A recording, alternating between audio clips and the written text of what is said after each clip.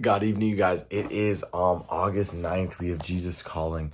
Wear my robe of righteousness with ease. Woo! Whoopity doo dah. When I think of, what did I just say? When I think of robe of righteousness, I think about Joseph in the coat of many colors. If you guys know the story of Joseph, right? Joseph was raised, he saw visions, he saw dreams given him by God. And these dreams were basically premonitions of the future, right? That were given by God.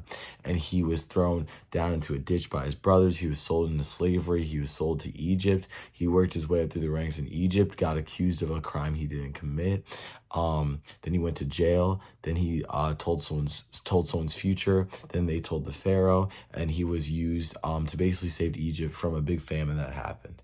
It's a really beautiful story. If you guys don't know the story of Joseph, you should definitely look into it. But that story, it's called the coat of many colors. That's like a name that it goes by because of the coat that's symbolized, that just has so much. It's basically like a tapestry of all the different ways that God can use you and all the different directions your life can go, right?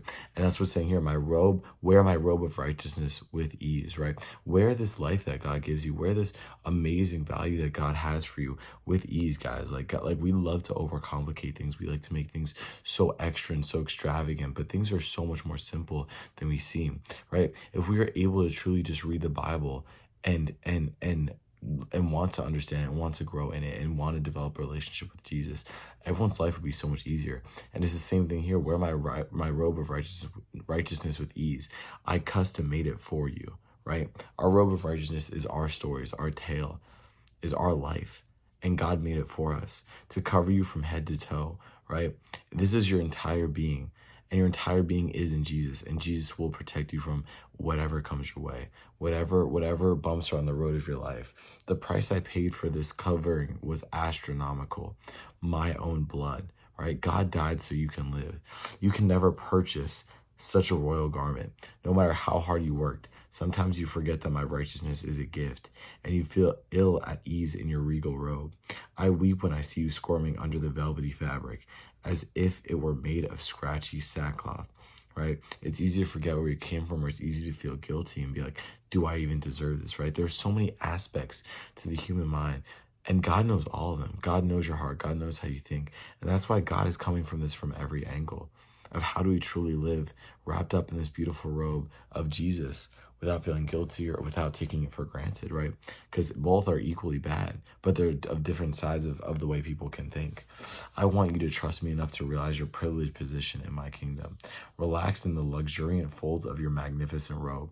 Keep your eyes on me as you practice walking in this garment of salvation. When your behavior is unfitting for one in my kingdom, do not try to throw off your royal robe.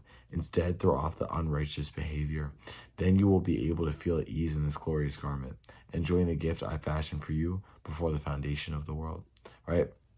You can never do anything that'll make God stop loving you, right? You can walk fully away from him. You can fully disconnect yourself and say, God, I don't want any part of you. And God's going to let you have that because he loves you, and he wants you to be able to make your own decisions, right?